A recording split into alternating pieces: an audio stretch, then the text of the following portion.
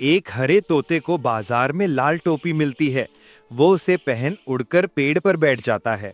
वो उस टोपी का आनंद लेता है और सब पक्षी उसकी टोपी पर आकर बैठ जाते हैं। लेकिन तोते की खुशी ज्यादा दिन नहीं रहती। एक दिन तेज हवा चलती है और टोपी उड़कर गुम हो जाती है। तोता पूरे जंगल में ढूंढता है लेकिन नहीं मिलती। अचानक उसे टोपी एक चूहे के सिर पर दिखती है जो पेड़ पर था।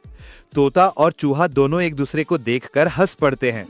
चूहा टोपी को दोनों के बीच रखता है और दोनों दोस्त बन जाते हैं।